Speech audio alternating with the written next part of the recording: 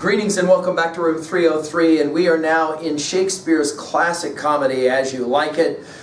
This is going to be a quick review of this play, a play that seems to suggest that we are our choices. And this, like so many of the great comedies of Shakespeare, this one is going to make us laugh and make us think all at the same time. Some scholars, like Baker, have actually suggested this should be the very first play that you read of Shakespeare's if you're coming to Shakespeare for the very first time. Now, the play, we believe, was presented sometime between 1590 and 1600, so think about it as right around close to the time that Shakespeare is going to present Hamlet. And this is a fascinating play to study with a text like Hamlet. Usually it's called a pastoral romantic comedy, and it's going to end with four marriages, as we have said.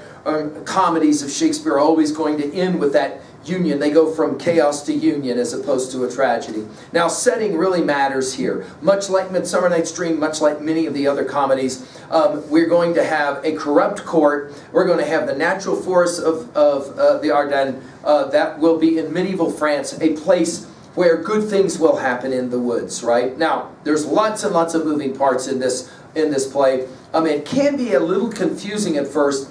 Studying the pairs will help you. So as I go through this, annotate the pairs and that will help you. Let's summarize now act by act, and we'll begin with Act 1 and the three scenes of Act 1. Now, we got right away tensions between two brothers. Think, of course, of Cain and Abel. We've got Orlando, who's the youngest son of Sir Roland de Bois, and who has recently passed away, leaving Oliver, his oldest son, in charge of everything. Oliver, as the older brother, does not provide for Orlando. So you have two brothers in tension. Orlando is going to be our kind of the good guy of the play, with Oliver being the not so good guy, at least until the end of the play. Orlando will tell his servant Adam, I'm tired of this. I can't take it anymore. I haven't been provided for appropriately. My education, he always talks about his education. In some ways, this is a play about education. You can put that in your notes. And Orlando will, in fact, end up choking out, grabbing hold of Oliver and choking him out in scene 1 of Act 1, and he'll demand more money. He demands that he's treated right. We then have this Charles the Wrestler, who we're going to, through this Charles of the Wrestler, learn that Duke Frederick has banished Duke Senior, and Duke Frederick has a daughter named Celia, and Duke Senior has a daughter named Rosaline, and they are pals. Okay, very close. Scene 2, we're going to hear that of Act 1, that Rosaline and Celia are going to begin by talking about fortune versus nature, which is going to set up a whole lot of what happens in the rest of the play, and the way in which one's life is in many ways determined by one or the other. Orlando will wrestle Charles. He will defeat Charles. That's a big deal. And immediately Rosaline's going to fall in love with Orlando the moment that she sees his strength of character. Orlando will run from Duke Frederick to the forest because he's going to be frightened about what this man might have out for him, along with obviously Oliver. And then scene 3 will finish Act 1 with Duke Frederick throwing Rosaline out. So you're going to have this extreme overreaction stuff going on because Frederick hated Rosalind's daddy. Celia will ask the father, Frederick, please don't do this. And then she will, in fact, leave with Rosaline and a servant named Touchstone, who will have all kinds of fun lines throughout the play. And they all head off to the forest of Ardennes to find Duke Senior, of course, the father of Rosaline. They travel, however, in disguise, and I mean, Shakespeare loves this stuff, doesn't he? So he's going to have Rosaline dress up as a young man, Ganymede, and the name Ganymede actually means the cupbearer to Jove, and Celia will dress up as the common sheepstress, Alina, who is the sister to Ganymede. So you've got a guy and a girl now in the woods walking around, going from place to place. Act 2. We have 7 scenes, but it moves quickly, the second act. In scene 1, we will meet the banished Duke, Duke Senior. And he'll argue that, in fact, life is much better in the woods away from all that craziness of the court. And we'll also meet one of the great creations of this play, Jacques, the melancholy lord, the one who's always has another alternate view.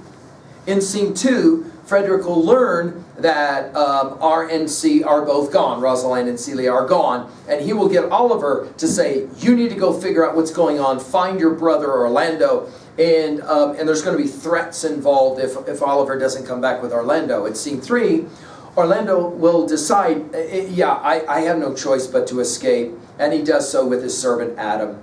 In scene 4, we will have the two pals in R and C and Touchstone in the forest of the Ardennes.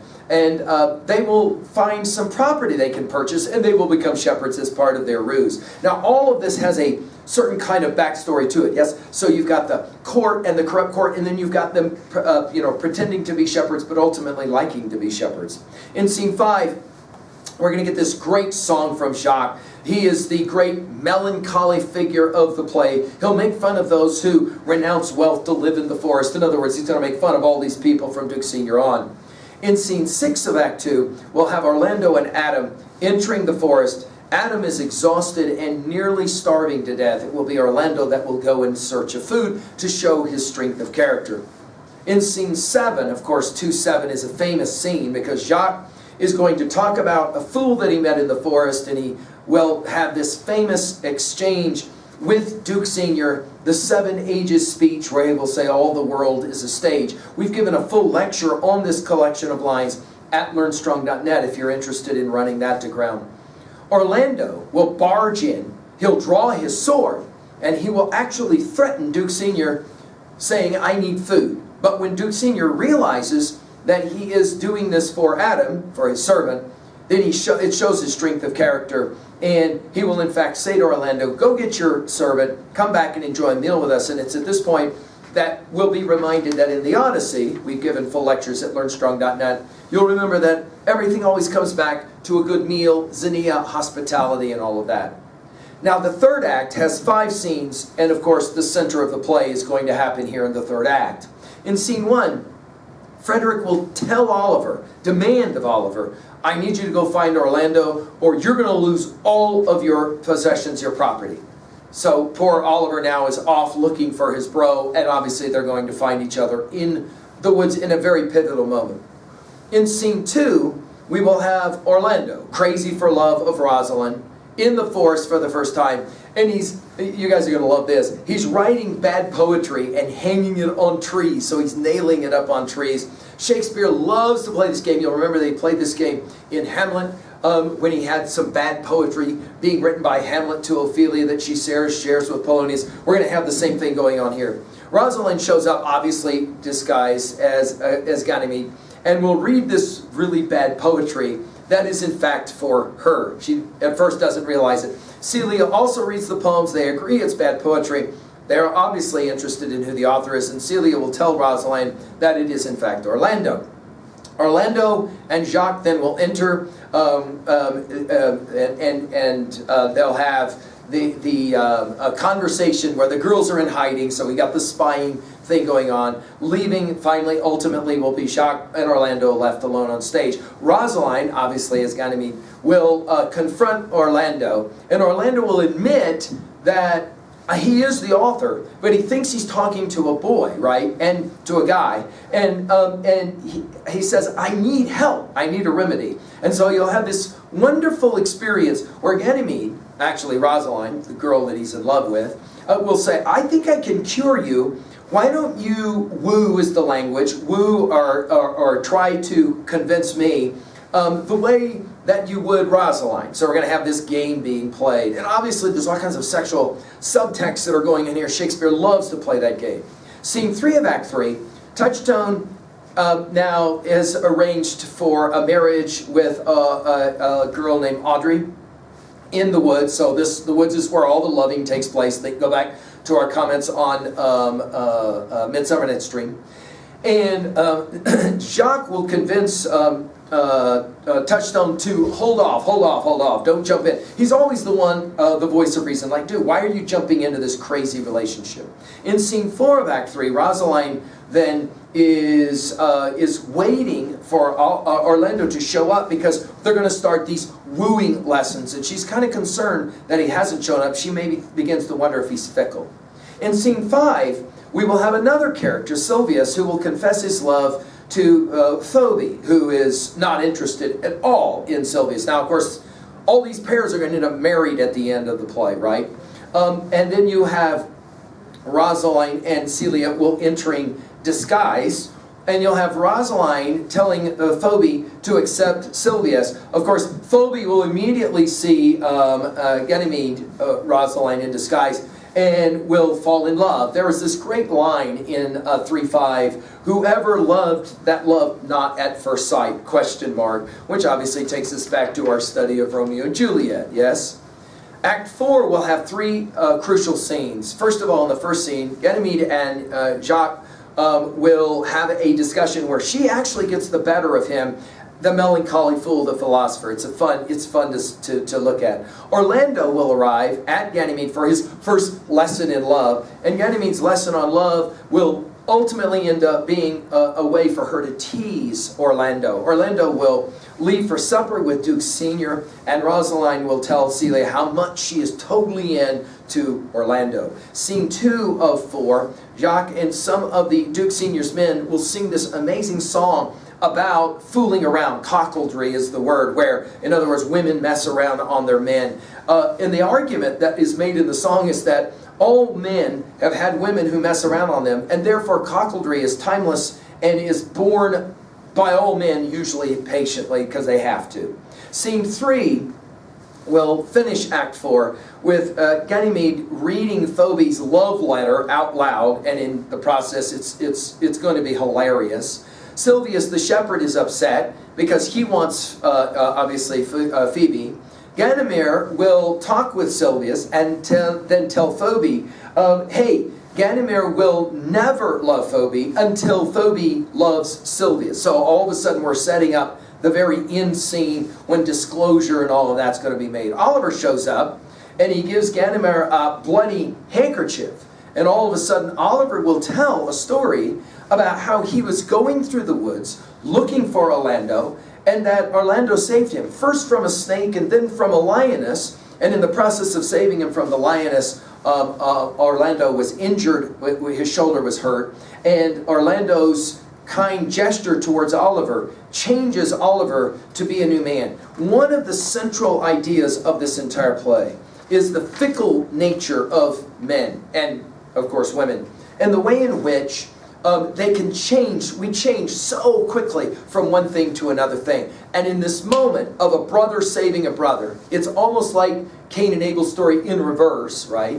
We will have Oliver saying, you know what? Orlando is a good guy. He saved me, and he could have not saved me. At first, by the way, Orlando thought maybe he wouldn't save Oliver, and then he decides to save his brother. And of course, this just makes Rosaline, even more attracted to Oliver. Act 5 will finish with 4 scenes and an epilogue. Let's go through them quickly. Scene 1 of 5:1. We have Touchstone and Audrey describing the postponement of a proposed marriage.